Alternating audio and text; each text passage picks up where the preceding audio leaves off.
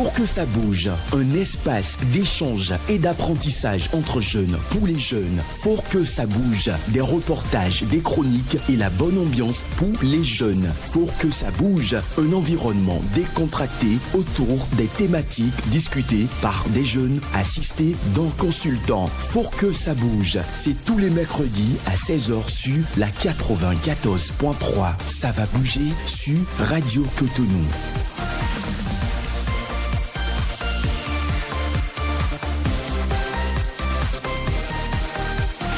Bonsoir à toutes, bonsoir à tous et merci de votre fidélité à Radio Cotonou. Aujourd'hui, nous abordons un sujet sensible mais d'une grande importance sociale sur votre émission Faut que ça bouge de ce jour. Grossesse en milieu de formation, quelle part de responsabilité pour les parents, tuteurs et maîtres d'atelier? Dans les centres de formation professionnelle, les ateliers d'apprentissage et les établissements techniques, de nombreuses adolescentes poursuivent leur apprentissage dans l'espoir d'acquérir un métier et de construire leur avenir. Cependant, certaines voient leur parcours interrompu par une grossesse précoce ou non, planifiée. Face donc à cette réalité, plusieurs interrogations se posent. Les parents jouent-ils pleinement leur rôle d'éducation et de suivi? Les tuteurs et responsables sont-ils suffisamment vigilants? Les maîtres d'atelier ont-ils une responsabilité particulière dans l'encadrement des apprenants? Comment prévenir donc ce phénomène et protéger les jeunes en formation? Et donc pour en parler, je suis dans ce studio avec Madame Raïmat Djibril Moriba. Elle est juriste de formation, spécialiste des questions d'éducation et de développement personnel. Elle est également chef d'entreprise. Madame Djibril, bonsoir. Bonsoir, Monsieur Sanson. Comment vous allez? Ça va très bien, ça va très bien. Toujours, je suis très heureuse de me retrouver sur votre plateau pour apporter quand même des informations, pour essayer d'apporter de l'eau au moulin de nos compatriotes par rapport à ces questions d'éducation que vous proposez.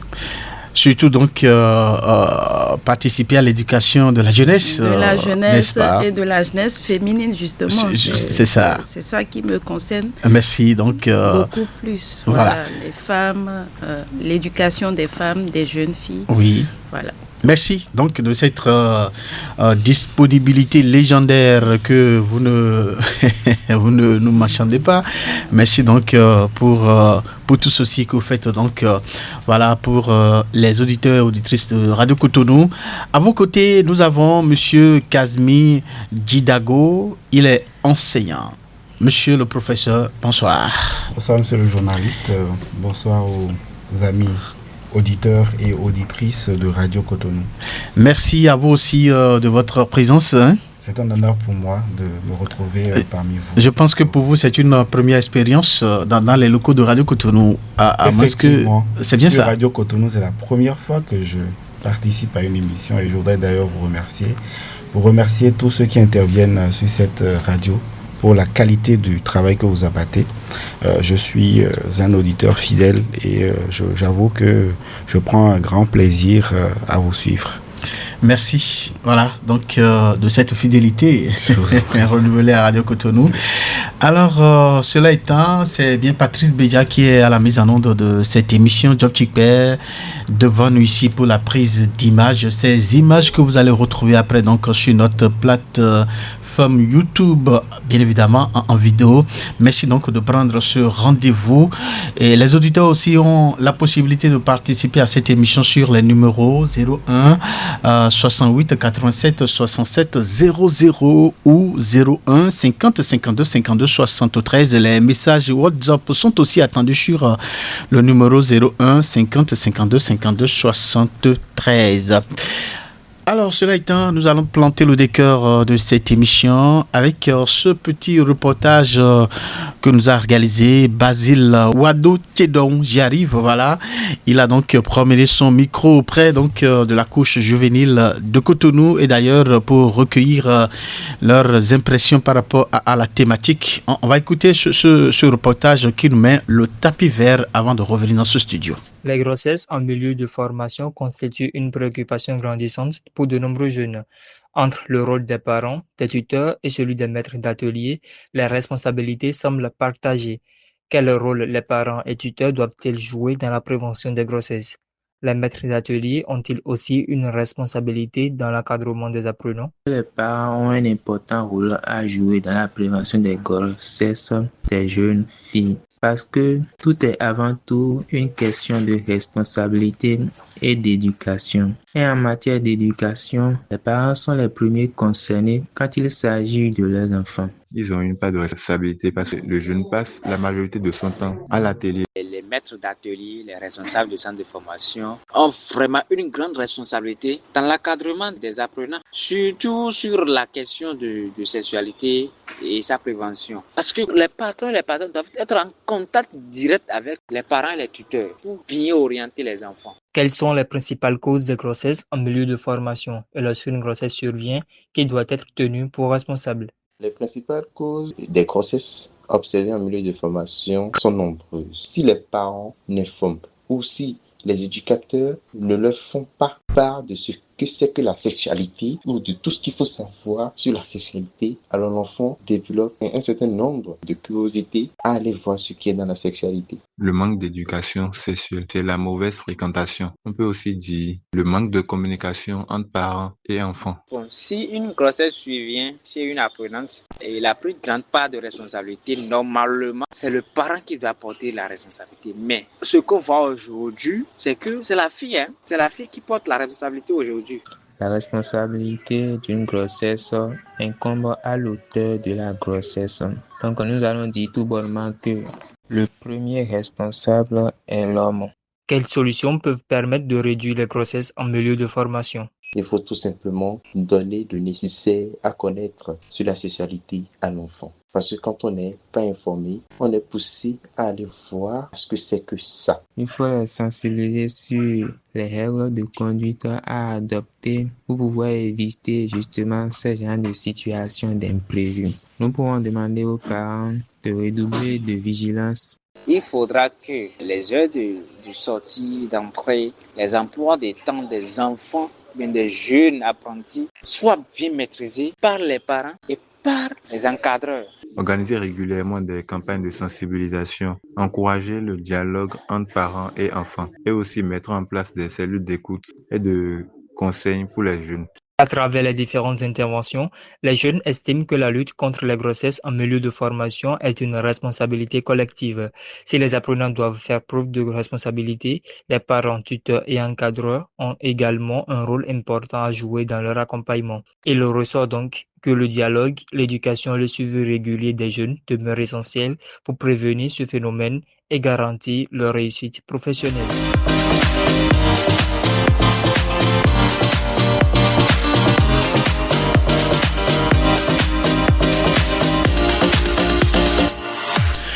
Merci à vous, Basile Wado-Tchedoron, pour ce reportage. Alors, Monsieur Didago, quand nous écoutions donc ce reportage, vous étiez donc en train de sourire.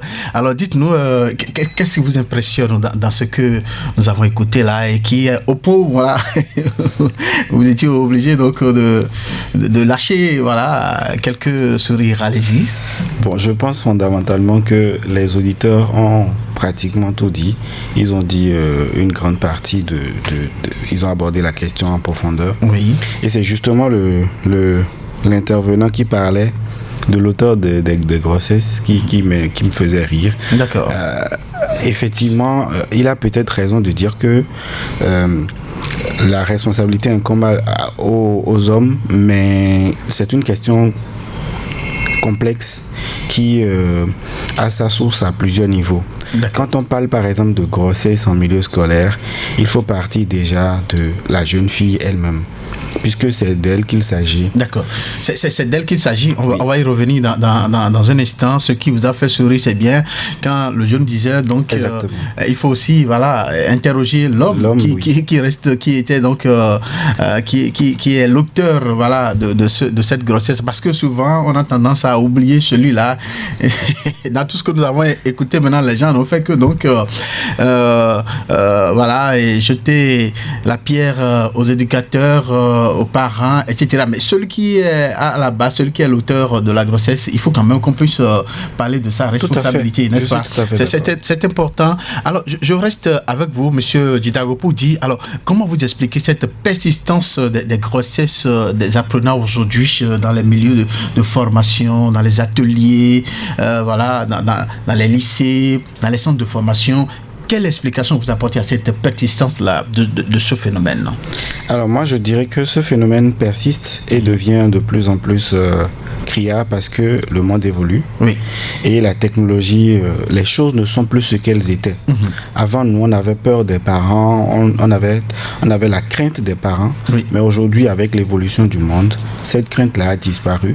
Les enfants se permettent un certain nombre de comportements qui s'expliquent par des choses qu'eux-mêmes, ils ne comprennent véritablement pas.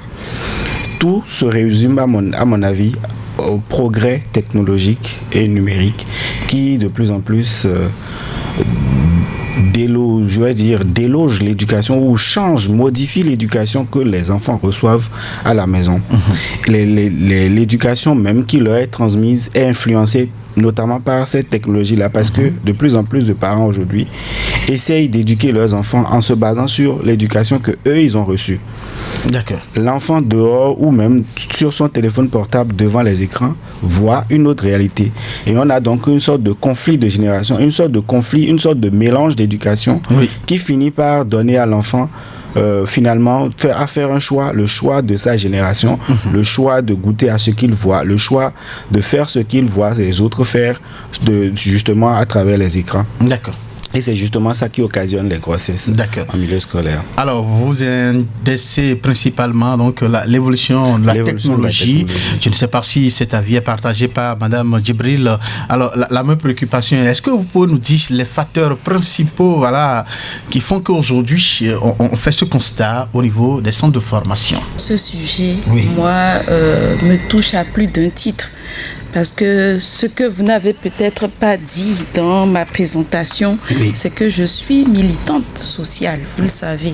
J'ai une organisation de femmes et c'est des questions qu'on a eu le temps de ressasser. J'ai fait des descentes sur le terrain avec d'autres acteurs pour éduquer, pour sensibiliser.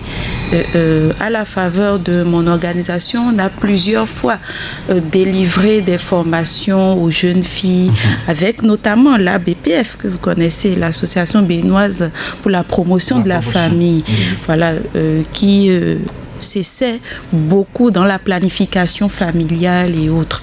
Donc cette question, je ne voudrais pas seulement dire que c'est à cause de l'évolution de la technologie que nous avons ce problème-là qui s'avère récurrent, puisque avant même aujourd'hui l'avènement des plateformes digitales qui se multiplient aujourd'hui, ce problème était déjà. D'abord, ça part de la précarité, des problèmes économiques des femmes. D'accord. Ça part de notre sociologie qui envoie très tôt, très vite la jeune fille, je vais dire même la jeune enfant dans les filets du mariage et autres. C'est vrai qu'ici, nous sommes dans un milieu professionnel et donc on se dit que lorsque l'enfant est déjà à l'école, elle a peut-être l'information qu'il faut pour ne pas tomber dans les travers d'une grossesse non désirée et autres. Mais c'est sans compter également sa petite maturité sur la question sexuelle. Et c'est pour ça que, au-delà de cette femme, de cette jeune fille qui subit ce fait, il faut interpeller les acteurs. Et ici, moi, ce sont les acteurs qui participe à ce genre, parce que la jeune fille ne tombe pas enceinte toute seule. Oui. Elle tombe enceinte généralement avec quelqu'un qui est nettement plus âgé qu'elle et qui comprend, qui sait les enjeux de l'acte qu'il pose avec elle à un moment donné.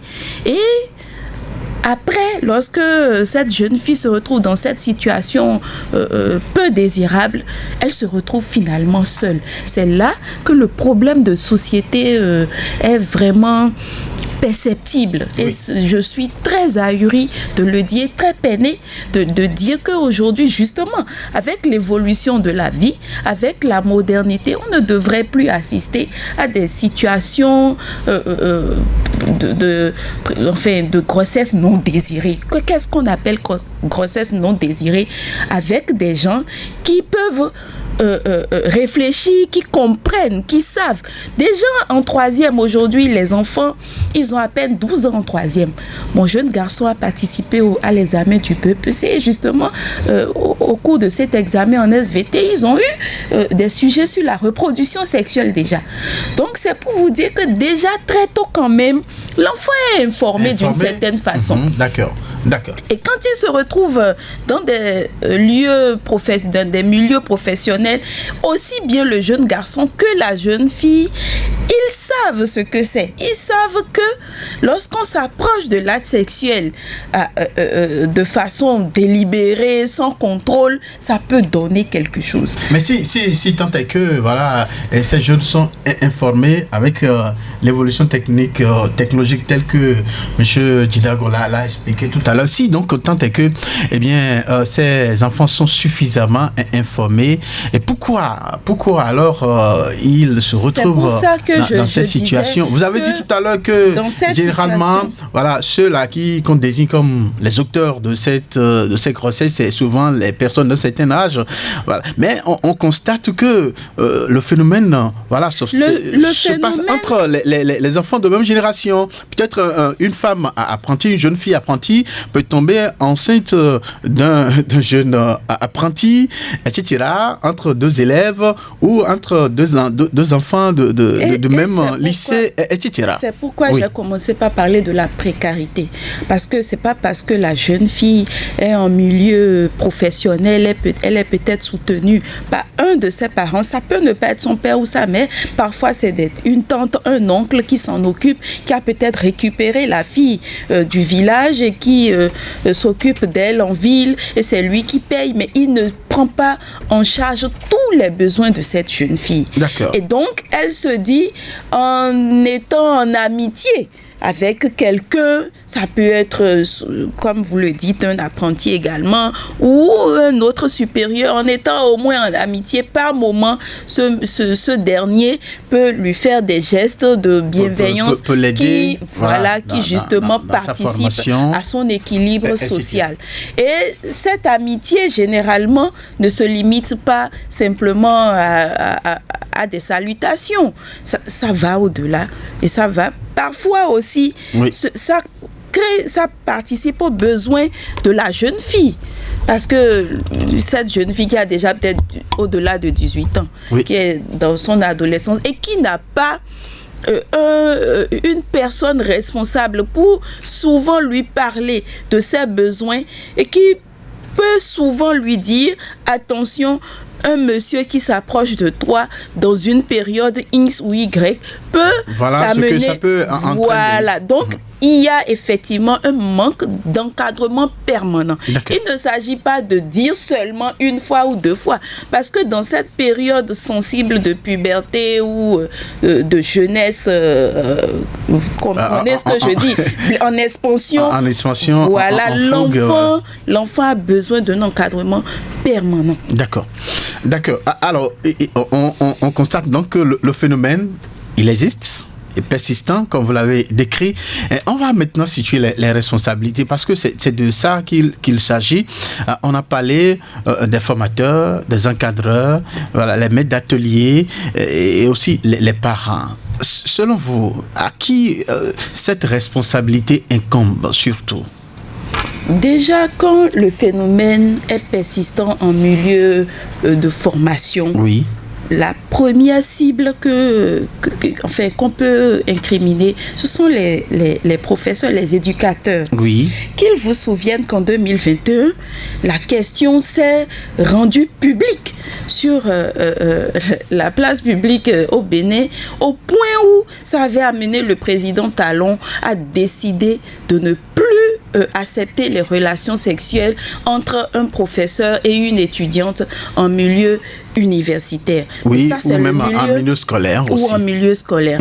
Bon, maintenant, est-ce que cette loi est allée vers les milieux professionnels?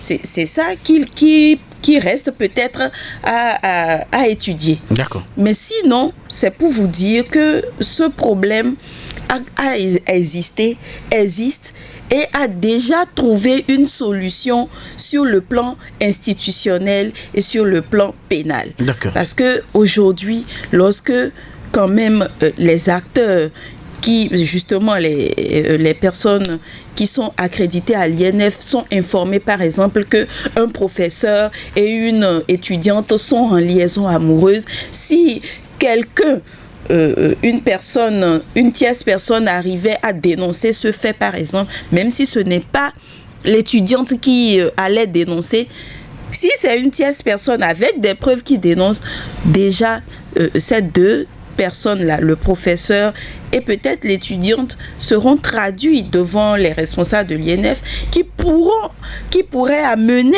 l'affaire devant la criette, parce que la criette aujourd'hui a la force d'ester en justice. Absolument. Donc voilà ce qui est la première cible qu'il faut citer. Et en même temps, je vous le dis, c'est quelque chose qui a été déjà réglé, mais au-delà des lois, il faut être dans le quotidien, dans la sensibilisation, dans l'information, parce que nous savons que malgré que cette disposition existe, le phénomène persiste dans nos rues, dans nos quartiers. On sait qu'il y a toujours ces formes et parfois, soyons honnêtes de le dire, ce sont les femmes elles-mêmes ou les jeunes filles elles-mêmes qui favorisent la chose. D'accord. D'une certaine façon. D'accord. Monsieur Djidako, dites-nous, il y a Madame Djibril qui a évoqué donc la question de la précarité économique des jeunes filles en formation. Est-ce que à partir de ce constat, on ne peut pas indexer un peu le rôle des parents? Est-ce que les parents ne sont pas responsables dans ce sens? Parce que quand tu mets ton enfant à l'apprentissage, à une formation, il faut pouvoir l'accompagner financièrement pour que la fille ne manque de rien pour aller au bout de sa formation. Dans ce cas, est-ce que les parents ne sont pas suffisamment indexés? Oui, je suis heureux que vous ayez posé la question dans ce sens, parce que généralement, et je m'y attendais, c'est à nous qu'on adresse premièrement les premières attaques quand il s'agit des questions de grossesse en milieu, les grossesses des jeunes. Oui. C'est comme s'il n'y a que des enseignants. On parle justement des enseignants. Je suis enseignant, et lorsqu'on parle de grossesse, les premiers responsables que les gens identifient généralement, ce sont les enseignants. Or, l'enfant, avant même d'être inscrit à l'école, a commencé son éducation depuis la maison. Comment est-ce que cette éducation a été justement donnée? Dans quelles conditions, dans quel environnement est-ce que l'enfant a grandi? Quelles sont les notions de base qui ont été transmises par les parents à leurs enfants? Est-ce que les parents ont suffisamment expliqué à leurs enfants comment fonctionne leur corps? Voilà des choses dont on ne parle pas. Quand l'enfant commence par grandir, la seule chose que le parent sait faire, c'est on ne fait pas, et l'enfant grandit dans des interdits. Et quand il sort, la seule chose qu'il veut faire, c'est ce qu'on lui a toujours interdit à la maison. Nous avons des parents qui n'ont pas la culture de l'écoute. Nous avons des parents qui prennent la question de la sexualité comme une question taboue, qui interdisent tout aux enfants. Et les enfants, lorsqu'ils sautent, lorsqu'ils allument, lorsqu'ils regardent les chaînes de télévision, ils voient exactement le contraire de ce que les parents leur interdisent. Au lieu de commencer par, et moi je suis très heureux, je ne vous l'ai pas dit, j'ai participé à plusieurs programmes de sensibilisation et j'ai surtout participé au programme d'insertion de l'éducation sexuelle dans les curricula des programmes des guides, des documents scolaires. Et ça nous a permis de comprendre que l'éducation sexuelle commence depuis la maternelle.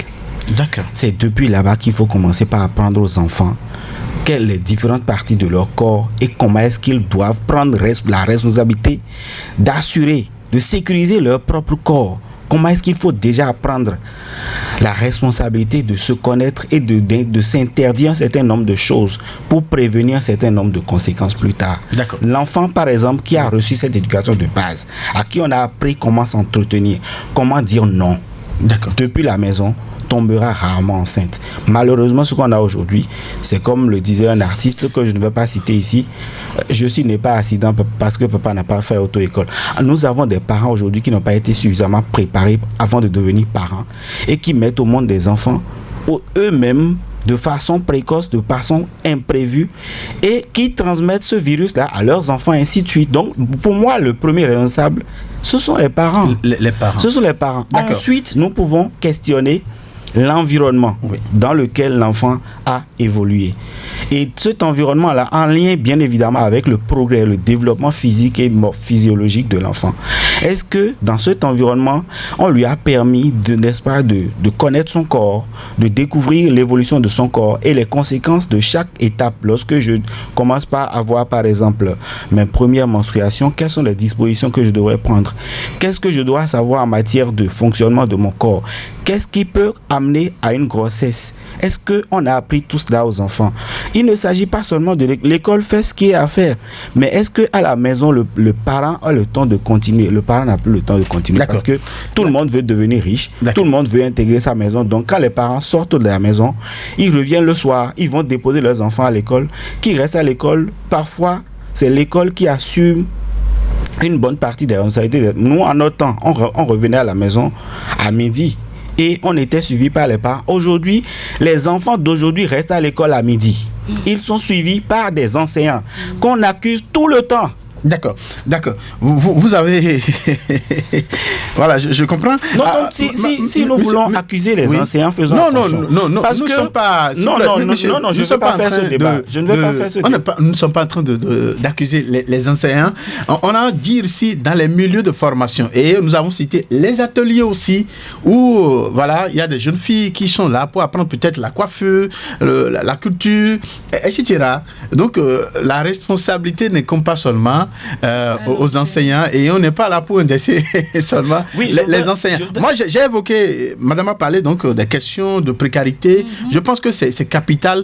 Quand même, un parent arrive à inculquer tout ce que vous avez à évoquer tout à l'heure à ses enfants ou à ses filles, mais pendant ce temps, n'arrive pas à les accompagner financièrement. Je pense que le problème va toujours se poser. Je suis entièrement d'accord. Je suis entièrement d'accord avec madame.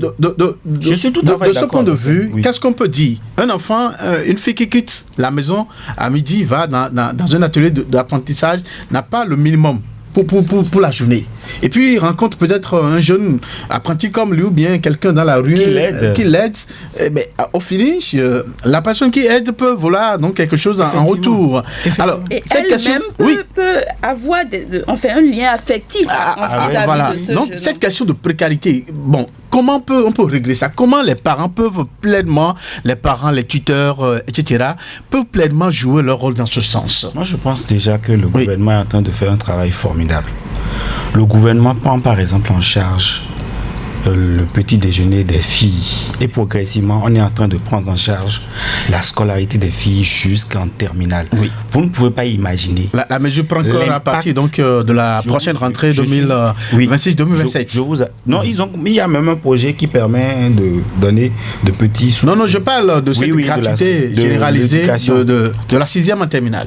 Les gens ne mesurent pas encore l'importance de cette décision. En fait, si le jour moi je serai cadre à un niveau donné, la première chose que je ferai, c'est de donner systématiquement de l'argent à toutes les personnes de sexe féminine, systématiquement, de l'âge de la naissance jusqu'à la mort, on doit leur donner de l'argent. Pourquoi? Parce qu'en Afrique, les personnes de sexe féminin sont tellement exposées.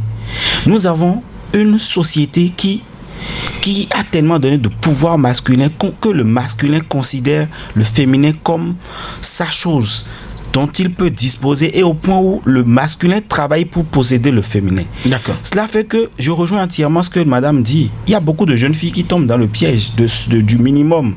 Elles n'ont pas le minimum, et puisque quelqu'un donne un peu, on est obligé de se soumettre à cette personne-là. Il y en a qui sont prêtes à tout donner, à tout sacrifier juste pour un téléphone portable. D'accord. Juste pour payer la contribution. Mais on va revenir sur un élément important. J'ai parlé de la technologie, et je voudrais revenir un peu. Donnez-moi juste une minute pour revenir sur allez-y, très rapidement. Aujourd'hui, la technologie, ce n'est plus seulement le téléphone portable. Oui. La technologie est rentrée aujourd'hui dans ce que nous mangeons. Et ça influe directement sur aujourd'hui le physique des enfants. Vous allez voir des jeunes filles qui développent très tôt des caractères sexuels secondaires très rapidement.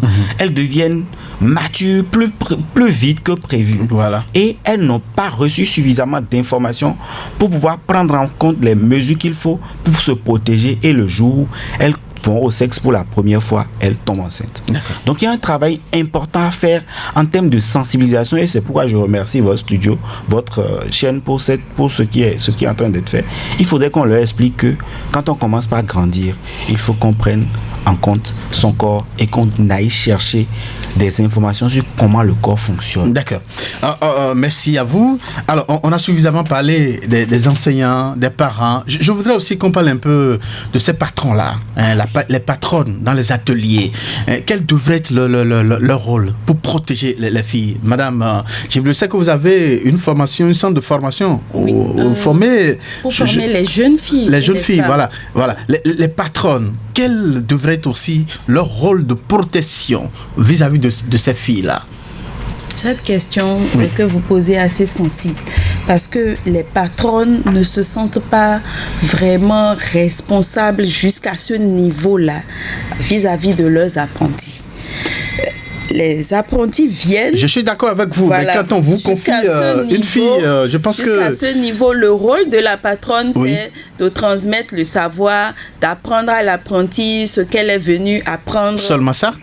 Bon, je dis le premier rôle. D'accord, le premier rôle. Et demander aux patronnes d'aller fouiller jusqu'à dans leur sexualité. Aujourd'hui même, les jeunes filles ne veulent pas consentir à cette forme de partage. D'informations vis-à-vis de leur patronne. Quand la patronne parfois veut être aimable et peut-être décode que son apprenti a certainement plusieurs partenaires, parce que ça existe.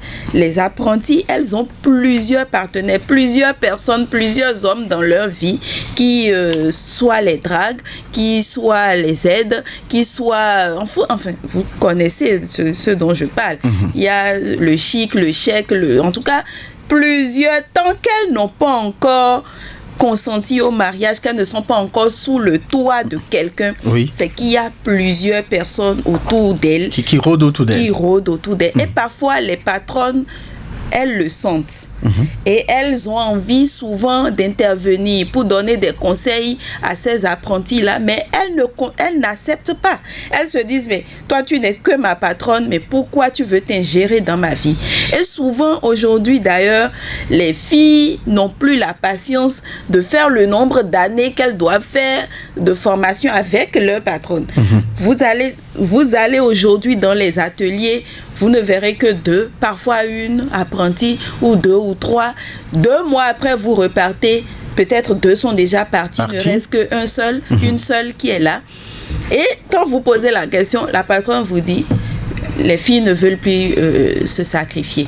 Les filles ne veulent plus avoir la patience. Peut-être une est tombée grosse et la plupart du temps, c'est ça. C'est un homme qui est derrière, qui a détourné. Et par honte de la patronne, elle s'en aille. Elle se prévalent parfois des questions subterfuges. Elle est trop difficile, cette patronne est trop difficile, elle ne fait que crier, mais quelle formation vous voulez acquérir sans un peu de sacrifice? Sans la moindre difficulté. Parce que même à l'école, même à l'université, mais même si le professeur n'est pas derrière, il crie pas, mais tu as quand même des obligations d'une certaine façon. Donc ça devrait être la même chose dans les centres de formation professionnelle. Mais ces filles, elles sont calibrées. Maintenant, là où ce que vous posez comme question est assez vraiment fondamental, c'est qu'il y a des salons de coiffure, par exemple, ou des salons même de couture. Vous voyez pratiquement une vingtaine de filles en uniforme dans un seul salon autour d'une seule patronne. Oui. Donc, la question est vraiment fondamentale. Il faut alors chercher désormais à approcher ces patronnes et à leur donner une forme de responsabilité par rapport à ce peuple de filles autour d'elles. Parce qu'effectivement, c'est une vingtaine de filles autour d'une seule personne. Vous trouvez ça énorme, c'est ça? Énorme, et elle ne peut pas forcément encadrer. Donc, ces filles-là peuvent développer un certain nombre de vices sexuels. Et vous voyez, c'est souvent ces filles qui consentent à l'avortement facilement. Elles se laissent enceinter par plusieurs hommes à la fois. Et c'est l'avortement. Et on connaît les conditions dans lesquelles ça se fait. Et elles se créent des problèmes à la longue.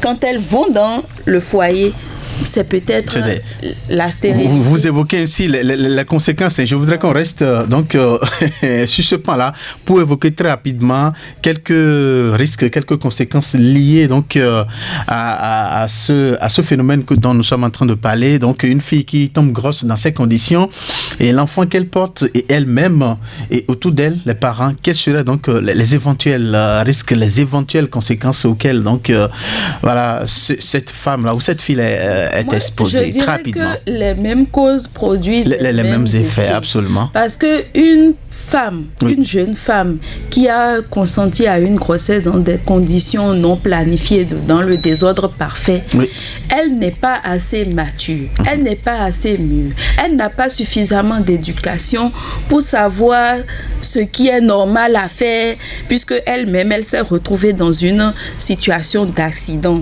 de surprise. Voilà. Donc, même quand elle va faire naître ses enfants dans des situations comme ça, les enfants aussi n'auront pas la chance d'avoir l'information qu'il faut au moment qu'il faut pour éviter ces genres de situations. C'est pour ça qu'on dit que les mêmes causes produisent les mêmes effets. Et généralement, c'est des questions, parfois, je ne comprends souvent pas, mais quand vous observez les femmes qui ont eu très tôt leur grossesse, elles produisent des enfants qui aussi vont à l'acte sexuel très tôt et tombent aussi dans les mêmes travers. Je ne sais pas si c'est une question hormonale ou ça se transmet de façon génétique, mais souvent c'est ça. Même quand l'enfant n'est pas sur le même chemin qu'elle, finalement, vous voyez... Elle se fait finalement pas se rattraper quelque part. Ça rattrape l'enfant aussi. D'accord. Moi, par exemple, ma mère a dit qu'elle m'a eu à 25 ans. Moi aussi, mon premier garçon, je l'ai eu à 25 ans. Mais heureusement, ce n'est pas dans des conditions où c'est indésiré. Voilà. Donc, généralement, c'est quelque chose qui est un peu calibré comme ça. Et ça se produit. Ça se reproduit. Le même cliché se reproduit. D'accord. Donc, oui. Donc, oui. Il faut forcément miser sur l'information et je rejoins le professeur qui dit que l'éducation sexuelle doit commencer très tôt. Que ça soit à l'école, que ça soit dans n'importe quel centre de formation, tout lieu, tout centre où des enfants à partir de 10 ans se retrouvent, il faut déjà commencer par les éduquer. Dans ce sens. Et peut-être aller aussi aujourd'hui dans les centres de formation professionnelle et donner la responsabilité à ces patrons et patronnes qu'ils sont obligés de regarder un peu dans ce sens-là. Au-delà de l'aspect économique, qu'ils visent ou qu'elles visent, elles sont obligées. Donc, il faut que ces patronnes aussi ou ces patrons soient informés de la façon dont ils peuvent aborder. Parce que les enfants qui viennent, qui ont déjà 16 ans, 18 ans, 20 ans, on ne peut plus aborder la question sexuelle avec elles comme un enfant de 10 ans à qui on dit non, non, non, non et non. D'accord. Parce qu'aujourd'hui, effectivement, la vie évolue, les choses évoluent. Même quand vous dites non, l'enfant a tous les autres moyens pour s'informer, pour savoir ce que vous ne voulez pas qu'il voit ou qu'il comprenne. D'accord. Donc, il y a une manière d'éduquer, d'informer le jeune ou la jeune de ce que il faut se méfier de l'acte sexuel incontrôlé. D'accord. Alors, Monsieur Jidago, dites-nous, on est en train d'évoquer quelques actions phares, mais avant, je voudrais qu'on puisse permettre aux auditeurs aussi de participer donc à l'émission donc sur les numéros 01 68 87 67 00 ou 01 50 52 52 73. C'est avec la complicité de Patrice Beja qui va nous permettre donc de nous mettre en connexion donc avec ces auditeurs. Et un premier auditeur s'est installé. Bonsoir. Bonsoir, monsieur Samson. Oui, bonsoir. Qui a-vous l'honneur? Monsieur Bonaventure Béou de Sainte-Cécile. Bonaventure Béou, vous nous appelez de Sainte-Cécile. Oui, c'est moi. Vous êtes en direct sur Radio Cotonou. D'accord. Je remercie vos invités, ici, monsieur Palini. On vous remercie. D'accord. Bon, merci, monsieur Samson, pour cet exercice quotidien que vous faites. Oui, merci beaucoup. Merci à vous. Suivant le sujet que vous évoquez aujourd'hui, c'est un sujet très capital. Oui. Il y a plusieurs panels. Oui, voilà. Vous savez, la puissance est depuis là où on a prédit. Et là où on a chuté.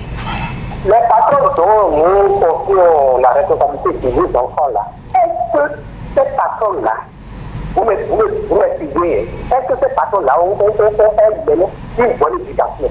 D'accord. Parce que le maître est souvent à l'image de ce maître. Les patrons devant les apprentis se comportent d'une manière non acceptable par la société. Et ces apprentis féminins-là constituent le geste des patrons, et puis en pensant que c'est comme ça que ça doit se passer.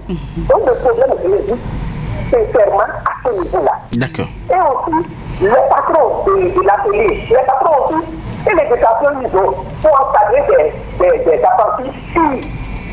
À ce niveau-là aussi, ça balance et ça ne se porte pas très bien. Si je suis là, je vais vers les églises. Les églises aussi sont des structures d'éducation dans notre société ici. Beaucoup de nos parents, de nos filles, là, vont à l'église. Il faut que l'église se mette dans la contribution pour éduquer ces filles-là. Sur le plan sexuel, ça partit de cet âge, qui s'approche du garçon, il y a ça. D'accord. C'est ça là aussi, les garçons, nous définissons tous les jeunes filles. Les jeunes filles ne se couchent pas pour tomber enceinte.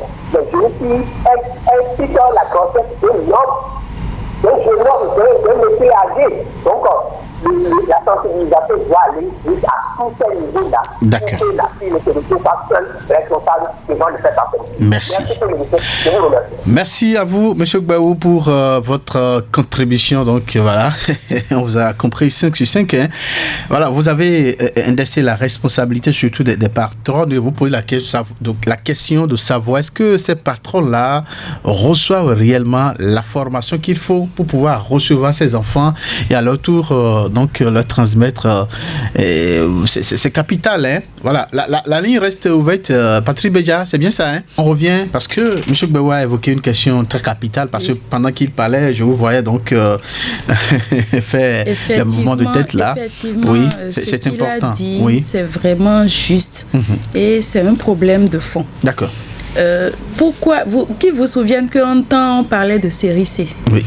Pourquoi cette série C, c'est-à-dire couture, coiffure et autres là, ça a été stigmatisé?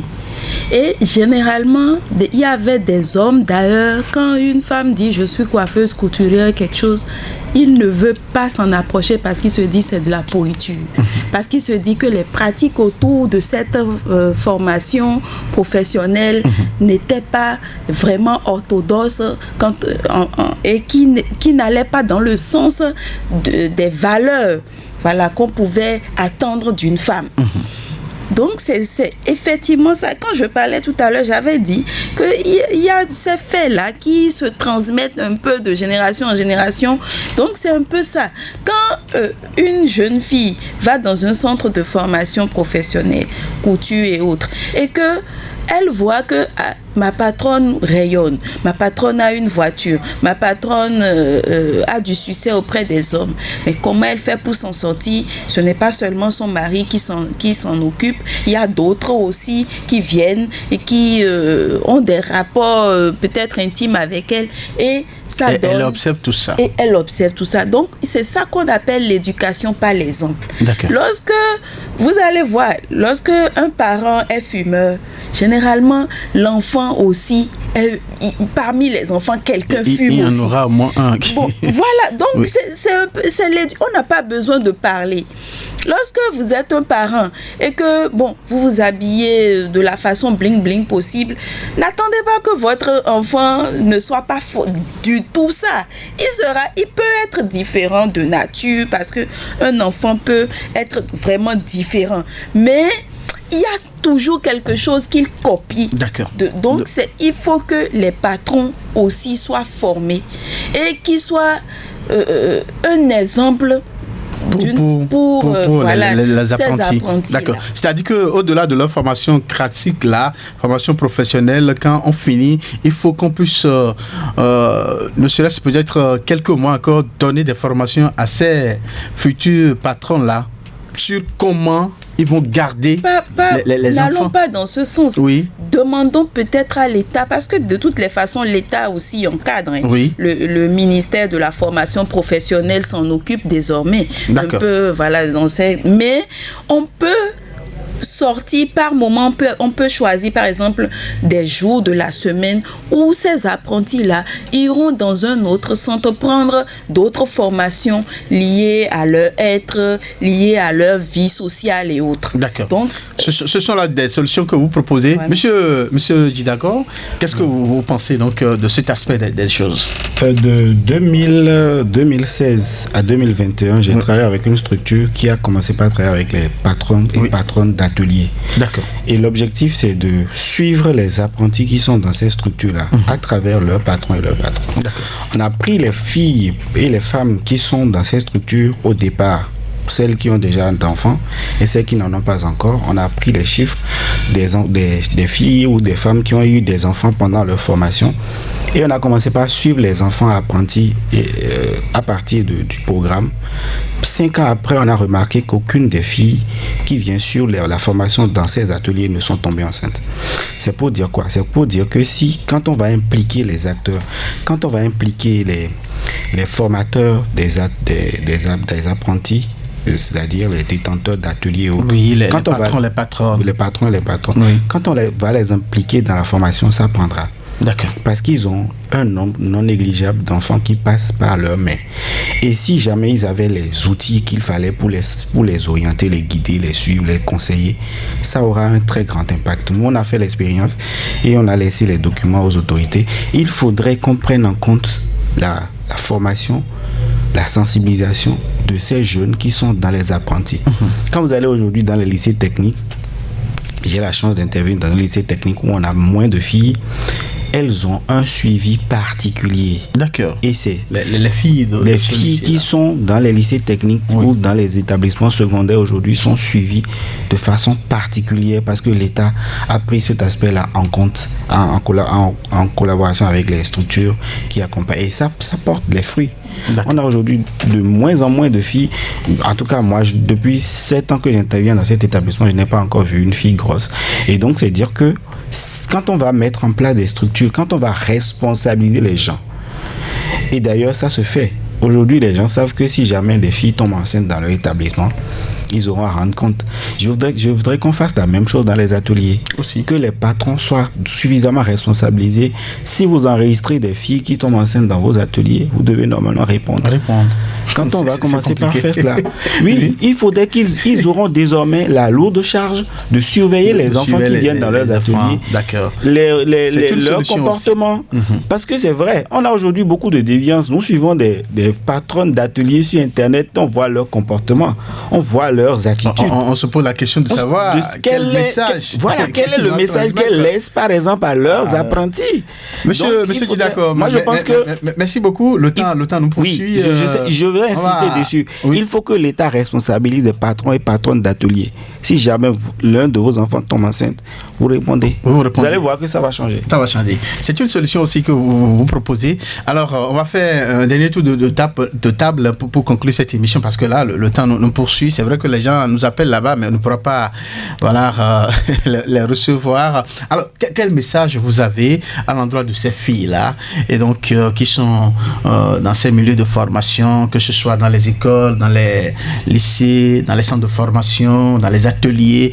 Quel message vous avez très rapidement? Je commence par Madame Djibril. Bon, est-ce que l'heure est encore à délivrer un véritable message? C'est vrai que l'essentiel est dit, mais on dit souvent latin bis repetita placenta, c'est-à-dire à force de répéter les choses, ça finit par rester. Oui. Chercher plutôt à encadrer les choses. D'accord. Je pense que l'État prend déjà conscience des enjeux qui sont liés surtout aux problèmes des femmes. Avec la législation, les lois qui sortent, avec l'INF qui existe aujourd'hui, qui fait un travail formidable.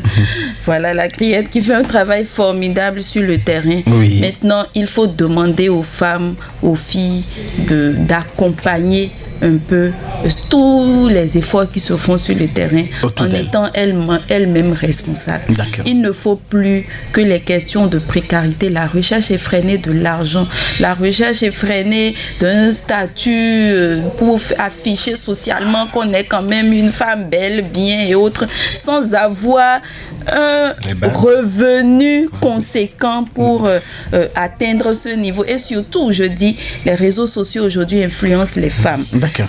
Certaines femmes d'une certaine catégorie qui s'affichent, qui ne montrent que leur image vraiment bling bling, et toutes les femmes veulent maintenant devenir ces femmes-là qu'elles voient. Mais merci. Donc, ça pose un problème. Voilà. Donc, et c'est ça qui amène... C'est des questions qui restent ouvertes et on va tout le temps donc y revenir. Alors, Monsieur Didako, vous avez juste une seconde. Vous avez juste une seconde. D'accord. Voilà, puisqu'on parle des femmes, voilà, et Madame a pris suffisamment de temps.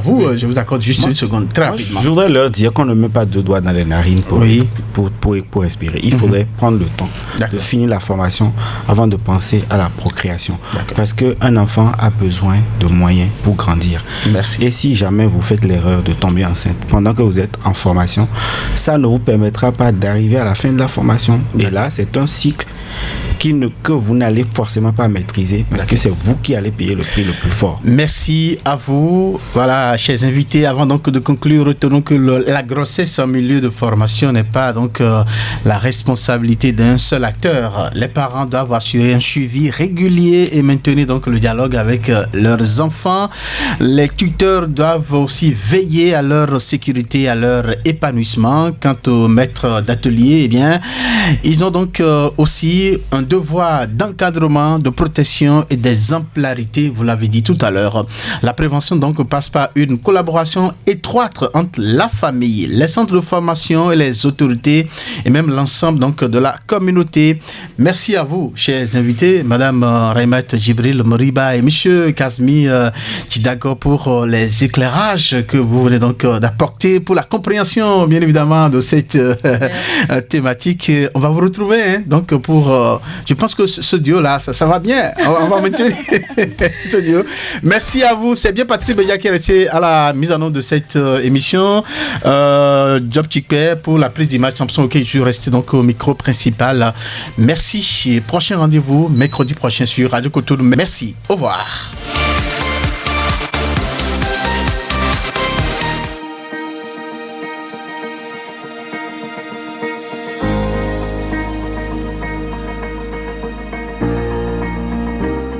population de Cotonou, elle est là. Radio Cotonou. Votre radio est là. Restez désormais câblés sur la 94.3. Radio Cotonou, la voix des Cotonois.